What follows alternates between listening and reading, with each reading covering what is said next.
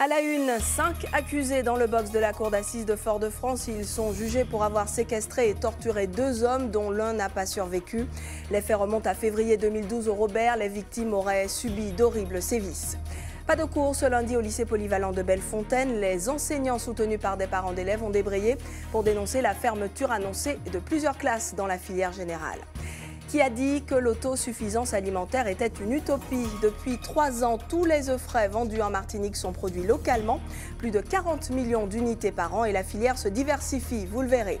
Trésor de biodiversité, la mangrove était une nouvelle fois à l'honneur à l'occasion de la Journée mondiale des zones humides. Ce lundi, loin des salles de classe, une centaine d'écoliers a profité d'une visite pédagogique au milieu des palétuviers de Génipa. Bonsoir et bienvenue dans ce journal. Enlèvement, séquestration et actes de torture ayant entraîné la mort. C'est pour ces motifs que 5 personnes comparaissent depuis ce matin aux assises de Fort-de-France. Les faits remontent à février 2012 au Robert. Les victimes étaient 2 Saint-Luciens, dont l'un avait pu échapper aux tortionnaires et donner l'alerte. Compte rendu d'audience, Céline Chalonneau. Ils ont mis de l'essence dans les plaies béantes de leurs victimes. Voici une des scènes de torture décrites par le premier témoin de cette journée d'audience. 3 ans après leur escapade punitive et meurtrière entre Sainte-Marie et le Robert, 5 jeunes Martiniquais sont aujourd'hui assis sur le banc des accusés pour enlèvement, séquestration et actes de barbarie ayant entraîné la mort d'une de leurs 2 victimes originaires de Sainte-Lucie. L'ouverture du procès de cette sanglante histoire sur fond de règlement de compte a débuté par la demande de nullité de la procédure, demande formulée par 3 des avocats des accusés. La présidente de la cour d'assises a rejeté cette requête. Après l'installation de la cour et des 3 magistrats, le directeur d'enquête de la gendarmerie a été le premier témoin auditionné de la matinée. Il est revenu sur les faits de force et de violence funèbre perpétrés sur Edwin Job et Alphus Sandifort, les 2 victimes. En face des 2 frères accusés avec leurs 3 complices, une mère, les yeux bouffis par la douleur. Elle écoute religieusement l'horreur qu'a vécu son fils Alphus Sandifort dans cette cabane isolée au Robert. Car si Edwin Job a réussi à échapper à ses bourreaux, son ami, quant à lui, est décédé, vidé de son sang. Tout au long de ces 5 jours d'audience, à travers les témoignages d'experts, de proches, du voisinage, mais aussi des accusés, le tribunal va tenter de répondre à la question « Pourquoi ce déchaînement de violence ?» Aujourd'hui, dans cette salle d'audience, il y a un besoin de vérité. Pour cette cavale sauvage, les 5 compères risquent jusqu'à 20 ans incompressibles, voire la perpétuité. Et toujours au chapitre justice, en bref, le préfet de Martinique assigne en référé la SARA, la Société de raffinerie des Antilles, pour non-transmission de documents permettant en toute transparence le calcul du prix des carburants. Autre information, dans l'affaire de la disparition de François Kishnasamy, le septuagénaire introuvable depuis 2 semaines pourrait avoir disparu volontairement. C'est en tout cas ce que laissent penser 2 courriers rédigés par l'écrivain.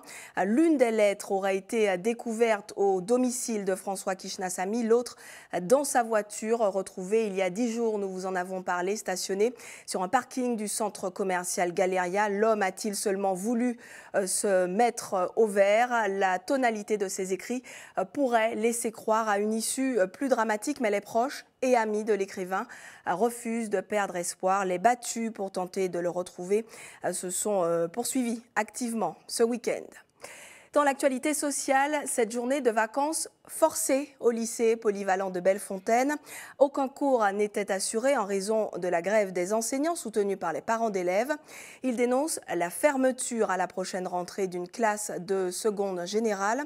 À plus long terme, d'autres suppressions de classes seraient prévues dans la filière scientifique. Le point avec Élodie Toto et Julien Goudichaud.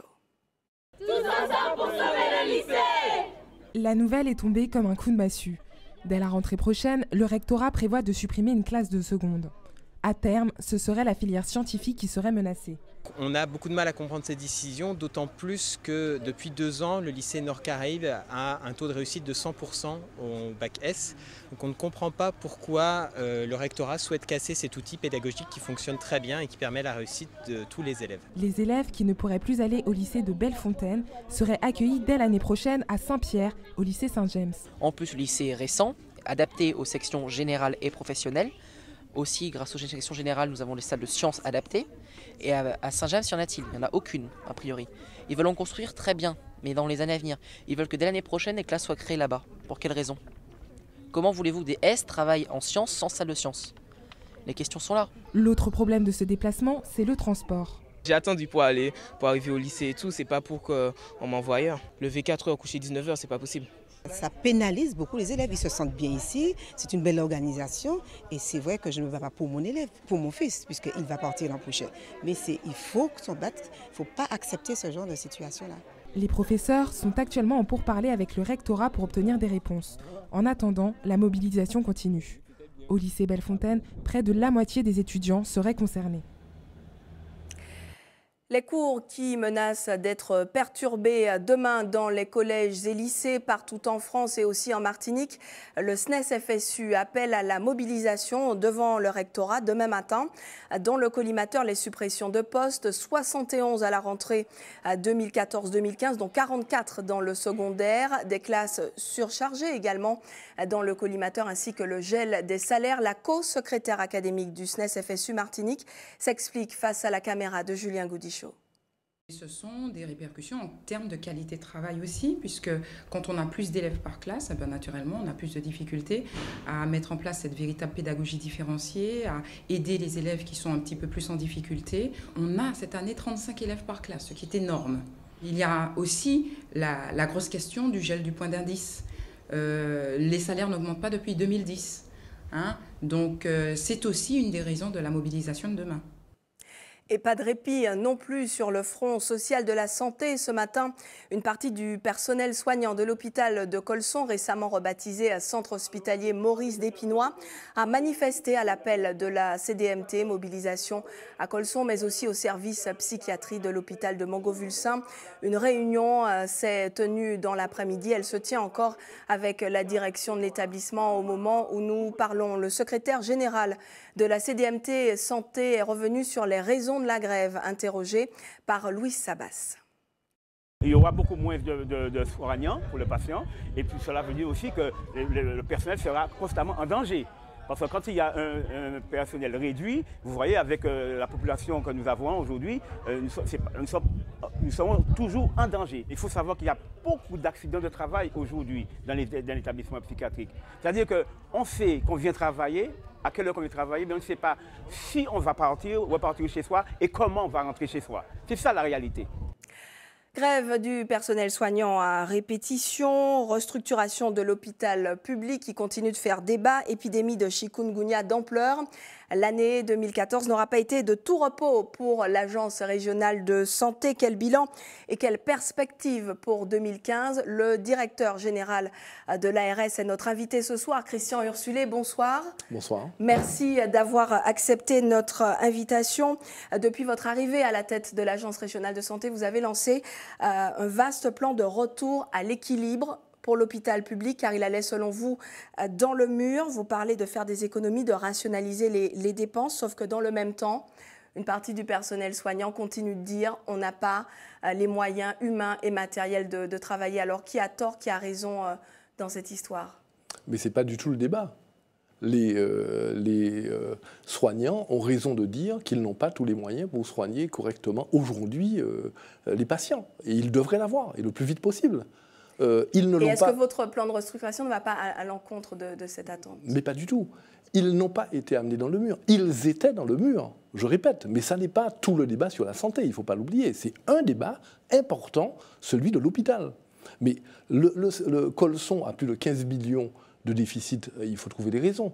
Le CHU, je vous dis, malgré 365 millions qui leur ont été donnés en plus du budget normal en 4 ans, 98 millions cette année, ils sont encore dans le mur. Il y a un travail de fond qu'il fallait faire parce qu'ils étaient en faillite. Une entreprise en faillite, privée, elle ferme. avec des centaines de licenciements, parfois, de la taille du CHU. Donc là la question pour... quand je suis arrivé, que j'ai trouvé cette situation de faillite, qui s'est créée quand même sur un certain nombre d'années, il faut bien le dire, si c'était une entreprise privée, elle aurait fermé. D'accord ?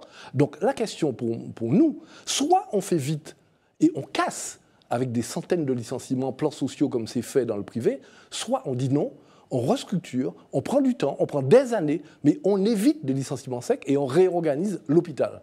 Mais l'hôpital, ça n'est pas toute la santé à la Martinique. Je peux vous dire qu'à la fois sur l'hôpital, 24 chantiers sont portés qui vont retourner la situation, commencer à la retourner en 2015, et sur l'ensemble des restes, des autres domaines de la santé, tout a progressé beaucoup plus vite que durant les 10 dernières années. Donc il ne faut pas dire que toute la santé va mal, malgré l'épidémie de chikungunya. On en reparlera tout à l'heure. Un point encore sur la santé, en tout cas l'offre de soins, plus exactement. Fin 2014 et début 2015, les professionnels de santé et les élus du nord de la Martinique ont dénoncé la faible, voire inexistante, offre de soins dans leur zone géographique. Que fait l'ARS pour que le nord ne soit pas un désert médical ? Je vais vous dire. Bon, il y a des gens qui ont intérêt à mobiliser des élus derrière eux lorsqu'ils n'arrivent pas à mobiliser par eux-mêmes. Bon, le plan a été fait, le point a été fait par 2 fois avec les élus du Nord Atlantique et de l'ensemble du Nord d'ailleurs. C'est le secteur sur lequel l'ARS met le plus de moyens pour développer et rééquilibrer la Martinique. Donc ils ont été tout à fait rassurés de ce qui se fait. D'abord, contrairement à ce qui a été dit, il n'y a aucune menace sur l'hôpital de Trinité. Au contraire, c'est un hôpital qui sera renforcé, qui ne perdra rien et qui sera renforcé, d'accord ? Dans l'ensemble du CHU, ce n'est pas un établissement indépendant aujourd'hui, l'ensemble du CHU. Ensuite, c'est le secteur où nous avons autorisé là 2 structures pour personnes âgées nouvelles qui se créent, qui n'existaient pas parce qu'il faut doter ce secteur-là. Ensuite, il y a eu l'ouverture d'une maison de santé pluridisciplinaire, vous avez entendu ça, à Sainte-Marie, il y a quelques semaines. Ensuite, il y a eu l'ouverture d'un centre de périnatalité de proximité en accord avec le Conseil général pour suivre les femmes précaires en situation difficile et en grossesse difficile sur Basse-Pointe. Et il y aura, avant le mois de juin, nous y travaillons, un centre de santé, c'est-à-dire un dispensaire, une maison médicale de garde, avec, si possible, un cabinet dentaire, des consultations spécialisées sur Basse-Pointe, en même temps qu'un autre sur Saint-Pierre, pour équilibrer ces communes qui n'ont pas de médecin aujourd'hui. Et ça, ce n'est pas du fait de l'ARS, ça s'est créé pendant des années. Et nous faisons tout pour rééquilibrer la santé sur le Nord. Donc c'est faux, encore une fois, ce qui a été dit. Un mot des maisons médicales de garde, puisque ça a été l'une des actualités de 2014, absolument. Toujours au chapitre du bilan. Elles sont nées un peu dans la douleur, les médecins ne voulaient pas assurer les gardes. Est-ce que le problème aujourd'hui est résolu? Est-ce que ces maisons fonctionnent? Vous voyez là encore, l'ensemble des autres régions, il y avait des gardes de garde qui faisaient que les gens n'allaient pas aux urgences hospitalières lorsque ce n'était pas nécessaire. Vous savez combien de gens elles ont accueillis cette année 2014, alors que celle du Marais n'est même pas à la moitié de l'activité encore qu'elle devrait avoir. Si tout le monde jouait le jeu. Sauf que nous avons été obligés de réquisitionner plus de 35 médecins pour la faire fonctionner au Marais. Elles ont accueilli 9000 personnes. Plus de 9000 personnes en 2014. C'est 9000 personnes qui ne sont pas allées aux urgences hospitalières parce qu'elles n'ont pas besoin de radiologie, de biologie de laboratoire, de plateau technique, chirurgical, etc. Donc c'est un acquis pour la Martinique que ces maisons médicales de garde fonctionnent. Alors, on m'annonce, et je vous fais réagir tout de suite, qu'une solution, un accord a été trouvé sur le conflit que nous évoquions à Mangovulsin, donc accord obtenu sur tous les points de revendication, sauf une suppression annoncée visiblement de 260 postes. Et là-dessus, il n'y a pas eu de négociation possible, une réaction? Mais vous savez, l'ARS ne gère pas en direct les établissements hospitaliers, qui ont des directions compétentes, qui sont mis en place. Elles font un travail avec le personnel, avec les soignants considérable. Évidemment, par un moment, il y a des difficultés. Ces établissements sont en difficulté. Il y en a 2 qui sont en difficulté. Le CHU de la Martinique, qui est en faillite, et Colson, qui n'est pas en faillite, mais qui a des difficultés. Il faut les redresser, les réorganiser. Ça prendra du temps et c'est normal. C'est normal. C'est un constat. En faillite, on a des problèmes de fonctionnement au quotidien. Mais vous voyez, là, l'établissement vient d'investir 3 300 000 € dans les blocs opératoires. Les travaux sont terminés en partie. Elles ont investi 3 millions d'euros sur l'informatique du CHU. 1000 postes sont en train d'être changés. Il y a tout un chantier qui est en cours et qui va améliorer la situation au fur et à mesure. Donc tous ces conflits ne sont que la partie immergée de l'iceberg. Absolument. Entre décembre 2013 et décembre 2014, un tiers de la population martiniquaise, environ 140 000 personnes, ont contracté le virus du chikungunya. L'épidémie est, selon également vos résultats et vos annonces, terminée. Est-ce qu'on est désormais à l'abri du chic? Alors, l'épidémie est terminée et là aussi, il faut remercier l'ensemble des équipes, des services de l'État, du Conseil général, des communes qui ont travaillé, des services de la LAV, de l'ARS. Et il faut remarquer que la Martinique avait prévu d'être dépassée en difficulté si nous atteignions 5500 cas de chic par semaine. Nous n'avons jamais connu, grâce au dispositif qui a été mis en place, plus de 3300 cas par semaine. Aujourd'hui, on est à peine à 60 cas. Donc l'épidémie est terminée. Maintenant, est-ce qu'il n'y aura plus de chic? Non, il y aura peut-être un bruit de fond, comme on dit, quelques dizaines de cas de chic tout le temps, jusqu'à ce que la population soit totalement immunisée. Parce que c'est pas comme la dengue. Donc on ne pourra plus avoir une épidémie. Ceux qui ont eu le chic ne l'auront pas. Et visiblement, il y a 38% de la population qui aurait été touchée. Une épidémie de cette ampleur, visiblement, selon les spécialistes, c'est très peu probable. Merci Christian Ursulé d'avoir répondu à nos questions. Bonne année 2015 et nous reviendrons, nous ne manquons pas de revenir sur toute l'actualité de la santé. Nous travaillons d'arrache-pied pour redresser la situation de l'hôpital. Merci. Merci. Restez avec nous dans un instant, dans ce journal à suivre, la première étoile de Marcel Ravin, le chef martiniquais en poste au Monte-Carlo de Monaco, a officiellement fait son entrée au prestigieux guide Michelin. Lui aussi a du talent à sa manière, rencontre dans le JT des communes avec Kessie, un jeune non-voyant passionné de piano et de chant. C'est l'un des rares aliments à ne pas subir la concurrence de l'importation. Depuis 3 ans, tous les œufs frais en vente sur le marché local sont made in Martinique. Si l'évolution de la législation y a beaucoup joué, cette success story industrielle démontre que l'autosuffisance alimentaire est possible. L'entreprise leader sur le segment est située au François. On y produit 32 millions d'œufs par an. Louis Sabas. Ces poules sont la cheville ouvrière de la filière en Martinique. Elles sont 5000 dans ce gigantesque poulailler dernier cri. Et chaque jour, elles pondent un œuf qui est automatiquement acheminé vers un premier site de tri. Il y a 4 poulaillers, mais on va mettre dans les 120 000, 130 000. Même c'est de la casse. Chaque année, ce sont environ 32 millions d'œufs qui sont produits par Martinique Aviculture, un chiffre impressionnant pour l'île.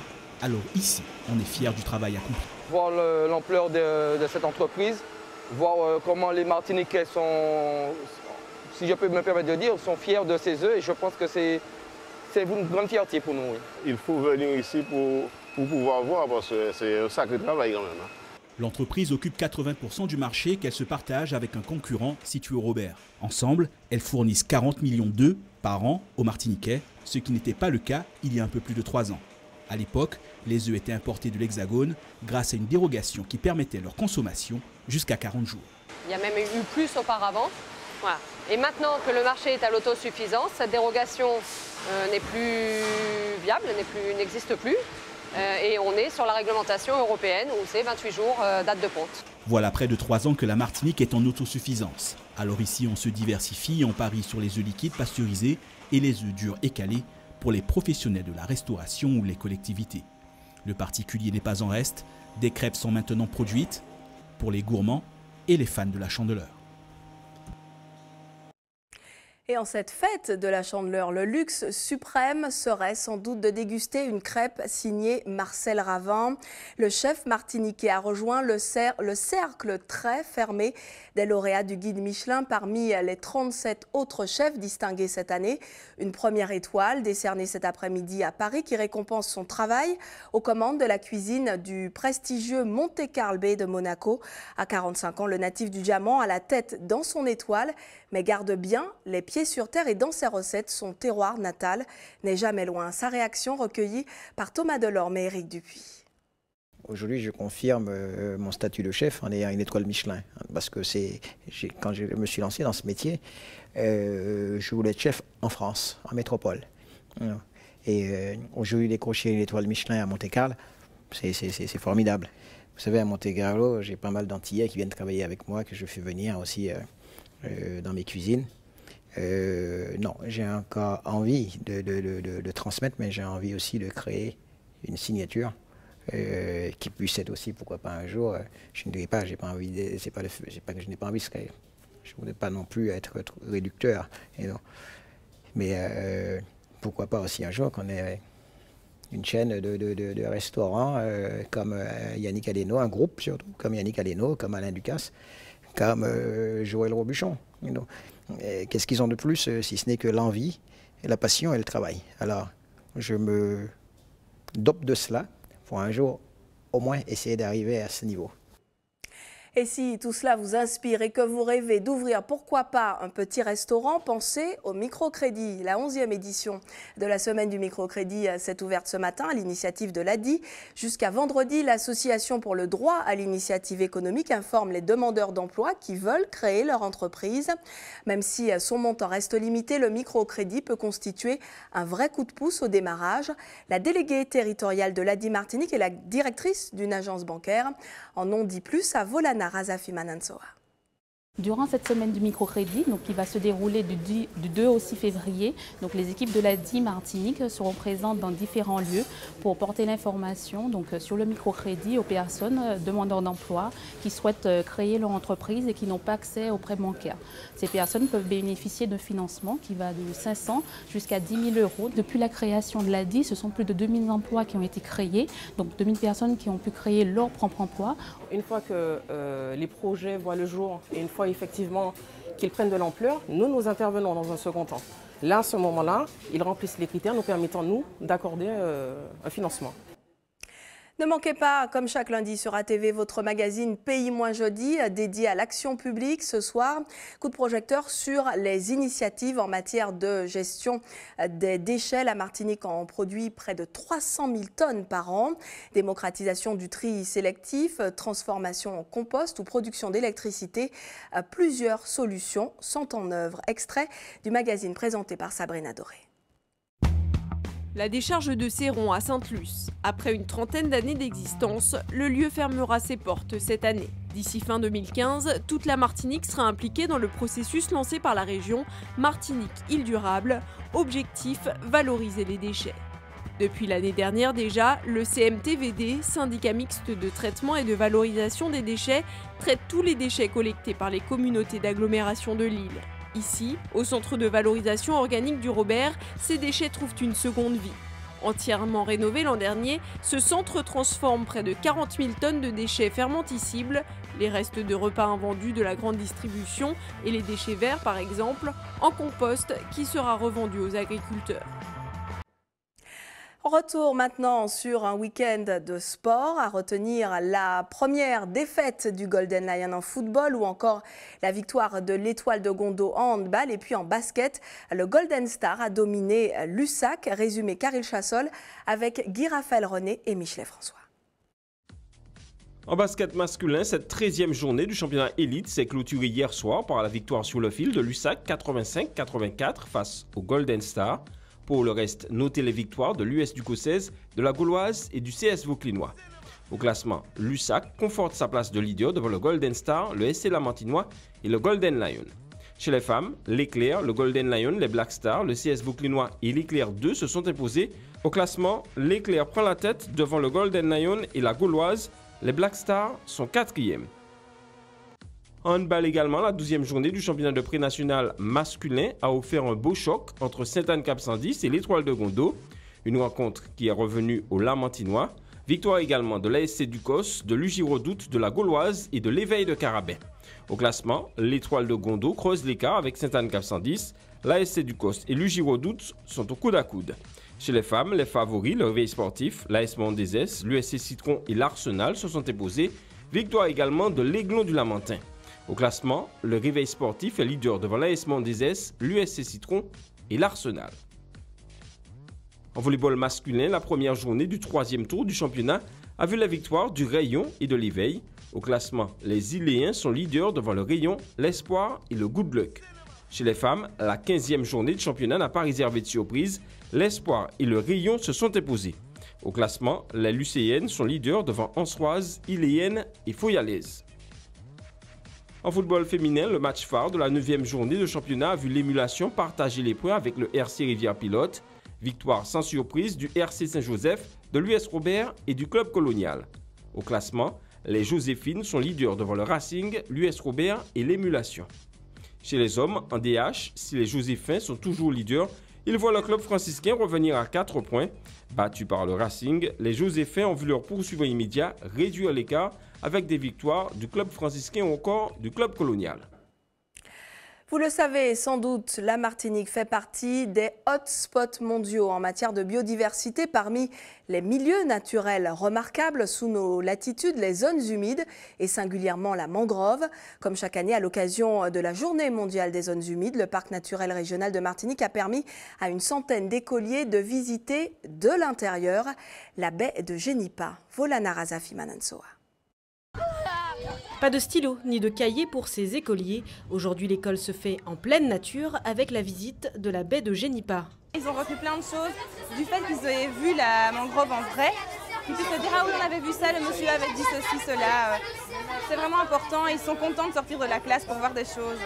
Des enfants très curieux et dynamiques qui désormais savent tout sur la mangrove. Aujourd'hui, j'ai appris qu'il y avait 4 espèces de palétuviers dans la mangrove de Génipa, le palétuvier rouge, le palétuvier blanc, le palétuvier gris et le palétuvier noir. Puis on a aussi appris que la mangrove était un lieu de nutrition, de reproduction, de vie et de protection.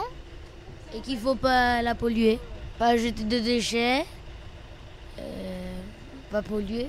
Ne pas polluer pour ne pas mettre en péril la biodiversité d'un milieu riche qu'il est urgent de protéger. Les grands-parents, même les parents, avaient une image très négative de la mangrove. C'est un lieu obscur, d'expression de tout type de sorcellerie. Aujourd'hui, c'est tout l'inverse. C'est une zone d'exploitation et de compréhension justement de la formation des milieux marins, de reproduction d'espèces animales et végétales. Donc, mettre en péril ce genre d'habitat a une incidence directe sur la manière dont nous vivrons, nous, à notre tour, sur Terre. Avec 1200 hectares, la baie de Génipa est la plus grande mangrove de Martinique. Elle sera bientôt classée en réserve naturelle régionale.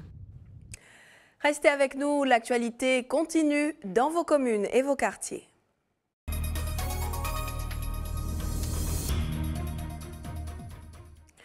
Et des tours pour commencer par le marché touristique de Fort-de-France. Il a fait peau neuve face au front de mer. Les marchands avaient dû se mobiliser, souvenez-vous, pour ne pas déménager. Elles ont obtenu gain de cause et se réjouissent d'accueillir les touristes sous une halle entièrement refaite.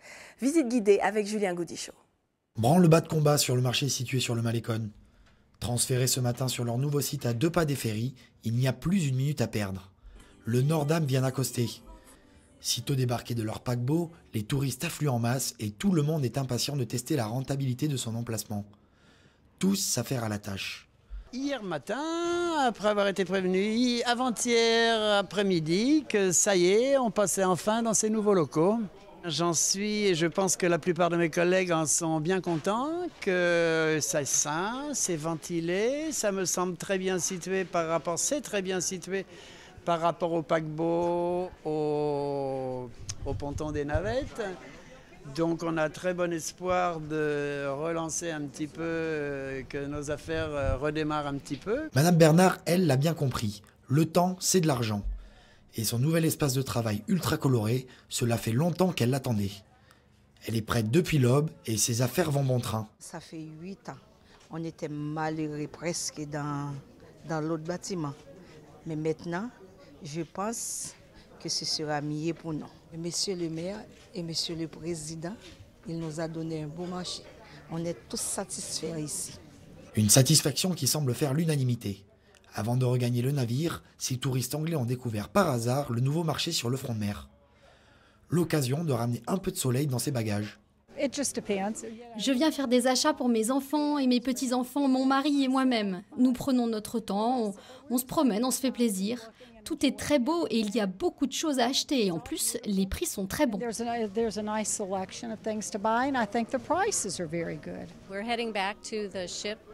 Nous étions en train de rentrer au bateau pour déjeuner et en passant, nous avons vu les magasins.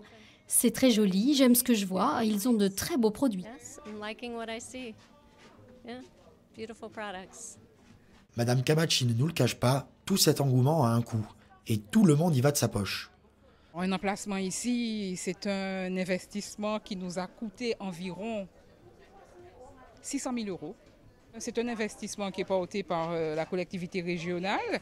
La contribution des commerçants et artisans, ce sera de payer le loyer, un loyer mensuel de 390 €. Nous sommes très contents parce qu'on aime bien quand un chantier se termine. Et puis surtout, je pense que les commerçants et artisans sont effectivement contents. Petit à petit, l'oiseau fait son nid. Le marché reprendra vie demain aux aurores.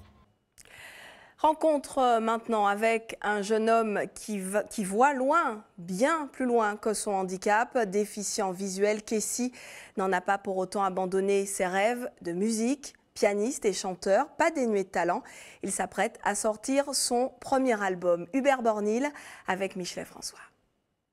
Vous avez été des milliers à vous partager la vue qu'il a réalisée dans le métro. Kessie l'aveugle nous accueille chez lui, ici au Robert. Alors, c'est un bonhomme charmant qui fait pas mal de choses. Sa cécité n'est pas un problème, on va le voir. Kessie, merci de nous accueillir. I got the right, them fit up a shelter you from the start. Oh Lord, you're way too beautiful, girl. That's why you never were. Kessie, c'est ce jeune homme qui a fait le buzz en 2009 avec une vidéo tournée dans le train. Saint-Lucien d'origine et aveugle, il a longtemps séjourné dans l'autre bord, en France. Mais c'est chez sa mère, au Robert, qu'il se sent le mieux. J'ai fait le buzz dans le train. Qui a fait 500 000 vues lors d'un passage dans un train Paris-Besançon. When the night has come and the land is dark and the moon is the only light we'll see, you're way too beautiful, girl. That's why you do never work. You have me suicidal, suicidal, where you say it. Autodidacte jusqu'au bout des doigts, Kessie garde cependant la tête sur les épaules. Il avoue qu'il est avant tout un accordeur de piano, mais quel talent tout de même.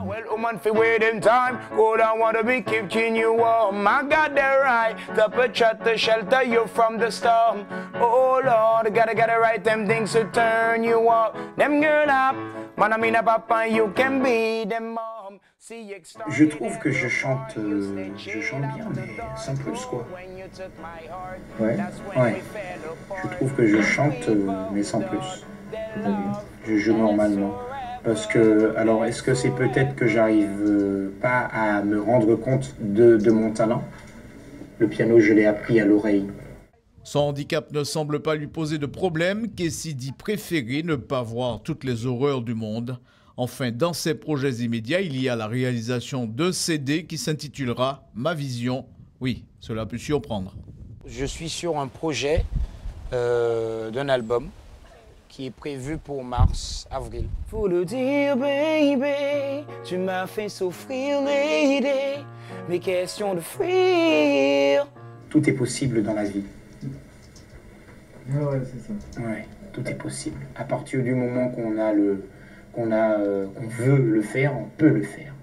Don't you come back no more, and don't you come back no more, and don't you come back no more, no more. Ok Kessie, franchement c'est formidable. Hein. En tout cas, bon courage pour ton album. Merci.